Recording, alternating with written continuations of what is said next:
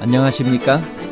인생의 복잡한 문제들을 말씀으로 단칼에 해결해주는 김종근 목사의 쾌도 남마입니다.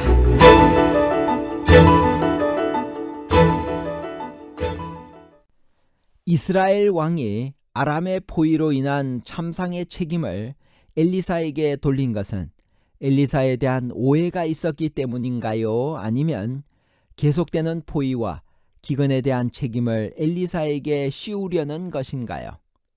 오해와 책임 전가에 관한 복잡한 문제를 하나님 말씀의 가르침으로 명쾌하게 해결해 드리겠습니다. 이스라엘 왕은 왜 아람의 포위로 인한 참상의 책임을 엘리사에게 돌렸나요? 열왕기하 6장 31절. 왕이 이르되 사밧의 아들 엘리사의 머리가 오늘 그 몸에 붙어 있으면 하나님이 내게 벌 위에 벌을 내리실지로다 하니라. 이스라엘 왕 요람이 아람 군대를 위해 잔치를 베푼 때부터 세월이 흘렀습니다. 아람 왕 베나닷이 다시 이스라엘을 공격했습니다. 이는 베나닷 2세입니다. 베나닷 1세는 유다 왕 아사와 동시대에 속했습니다. 베나닷 2세는 아합이 2번이나 물리친 바 있습니다. 아합은 3년 후 같은 왕과의 싸움에서 목숨을 잃었습니다. 그 베나닷이 사마리아를 에워쌌습니다. 전쟁의 결과로 심각한 기근이 생겼습니다. 나귀 머리 하나에 은 80세겔이요 비둘기 똥 4분의 1갑에 은 5세겔이었습니다. 나귀는 부정하기에 마지막 순간이 아니면 먹을 수 없었습니다. 그 중에서도 나귀 머리는 값이 가장 싼 부분이었습니다. 보통 때는 나귀 전체를 30드라크마에 살 수 있었습니다. 비둘기 똥까지 비싸게 매매가 되었습니다. 얼마나 기근이 심했으면 그런 일이 있었을까요? 왕이 전시 상황을 파악하기 위해 성벽 위를 순시하고 있었습니다. 그때 한 여인으로부터 기가 막힌 사연을 듣습니다. 굶주림을 견디다 못한 두 어머니가 아들을 먹기로 하였는데 호소하는 여인의 아들은 이미 먹혔고 다른 어머니가 약속을 어긴다는 것이었습니다. 일찍이 모세는 이스라엘 백성들에게 그들이 하나님을 떠나면 부모가 자기 자녀의 고기를 먹을 것이라는 경고를 한 바 있습니다. 그런데 지금 그 상황이 벌어지고 있었습니다. 이야기를 들은 왕은 공포와 놀람으로 옷을 찢습니다. 그런데 이 이야기를 들은 요람 왕은 갑자기 엘리사를 언급합니다. 왕은 사밧의 아들 엘리사의 머리가 오늘 그 몸에 붙어 있으면 하나님이 내게 벌 위에 벌을 내리실지로다 라고 말합니다. 왜 왕은 백성들의 참상을 듣고 엘리사를 죽여야 한다고 말하나요? 이유는 간단합니다. 계속되는 포위와 기근에 대한 책임을 그에게 뒤집어 씌우려고 하는 것입니다. 그의 아버지 아합과 형 아하시아가 이미 그렇게 살아왔습니다. 아합은 이스라엘의 극심한 가뭄의 책임을 엘리야에게 돌렸습니다. 아하시아는 자기가 다락 난간에서 떨어져 생긴 병을 엘리야에게 돌렸습니다. 요람은 이 참상의 책임을 엘리사에게 돌리면서 그의 머리를 참수할 것이라고 했습니다. 참수는 유대인들에게는 일반적 형벌이 아니었습니다.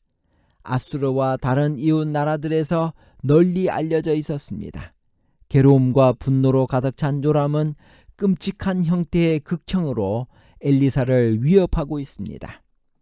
요람은 실제로 엘리사의 목을 베라는 명령을 주어 한 사람을 보냈습니다. 그러나 그가 도착하기 전에 여호와께서 엘리사에게 왕의 의도를 미리 알려주었습니다. 그때 엘리사의 집에는 나라의 지도자들이 와 있었습니다. 위기의 때에 선지자의 조언과 원조를 얻기 위함이었습니다. 살인을 집행하려는 자가 오고 있었으나 엘리사는 아랑곳하지 않았습니다. 오히려 그는 방문자들에게 왕을 살인한 자의 아들이라고 부르며 그의 의도를 폭로합니다. 이때 왕이 막 도착하여 말합니다. 이 재앙이 여호와께로부터 나왔으니 어찌 더 여호와를 기다리리요. 이 말은 이 재난을 하나님이 시작하셨으니 하나님이 끝낼 리가 없으며 그러므로 더 이상 하나님을 바라볼 필요가 없다는 뜻입니다. 선지자를 향한 왕의 이런 갑작스러운 행동은 왕에게 호소했던 여인에 대한 그 나름의 대답입니다. 병사들과 백성이 지켜보는 가운데에서 여인의 호소로 진퇴양난에 빠졌던 왕은 회개하는 대신에 오히려 하나님을 비난하고 있는 것입니다. 그리고 그 책임을 물어 엘리사를 죽이려는 것이었습니다. 그러나 이 전쟁은 결국 하나님에 의해 끝납니다. 하나님이 아람 군대로 병거 소리와 말 소리와 큰 군대의 소리를 듣게 하십니다. 그들은 그 소리를 듣고 이스라엘 왕이 헷과 애굽에서 엄청난 용병을 데려왔다고 생각하고 진영의 병기를 비롯하여 모든 것을 남겨둔 채 모든 군사가 주랭랑을 쳐서 도망가 버렸습니다. 그 사실은 성문 어귀의 나병 환자 4명에 의해 알려졌습니다. 그들은 굶어 죽거나 칼에 죽거나 이판사판이니 차라리 아람에 가서 항복이나 하자고 아람진을 찾았다가 텅 빈 진영을 보게 된 것입니다. 재림교 주석은 다음과 같이 설명합니다. 엘리사의 머리에 관해 이렇게 설명합니다. 엘리사는 백성들에게 회개하라고 호소했으며 만약 그들이 자신들의 죄를 버리고 전심으로 여호와께 돌아오지 않으면 고통과 시련을 기대할 수밖에 없다는 것을 분명하게 밝혔습니다. 왕은 선지자를 신랄하게 비판했고 이에 계속되는 포위와 기근에 대한 책임까지 그에게 씌우려고 했습니다. 그렇게 함으로 그는 자기 형제 아하시야와 아버지 아합이 했던 것과 같은 과정을 따랐던 것입니다. 진심으로 후회한 사람이었다면 굵은 배를 숨기지 않고 드러내어 입었을 것이고 하나님의 선지자를 적대하지 않았을 것입니다. 참수는 유대인들 사이에서 일반적 형태의 형벌이 아니었으나 아수르와 다른 이웃 나라들에서는 널리 알려져 있었습니다. 괴로움과 분노로 가득하여 요람은 이제 이 소름 끼치는 형태의 극형으로 엘리사를 위협했습니다. 장로들과 함께 있었던 엘리사의 모습을 다시 한 번 더 살펴봅니다. 아마도 여기에는 도성의 지도자들뿐 아니라 나라 전체의 귀족과 족장이 포함되었을 것입니다. 이처럼 그들은 나라에서 가장 존경받고 영향력 있는 시민이었습니다. 이 위기의 때 그들은 분명 조언과 원조를 얻기 위해 엘리사의 집으로 갔습니다. 임박한 위험 때문에 그들은 여호와의 권능을 인정하고 그의 선지자에게 도움을 구하게 되었습니다. 후에 예루살렘 거민들이 유사한 위기에 처해 있다는 것을 깨닫고 에레미야에게 찾아가 여호와의 뜻에 관한 교훈과 지도를 구했습니다. 요람은 엘리사의 목숨을 취하기 위해 선지자의 목을 베라는 명령을 주어 한 사람을 보냈습니다.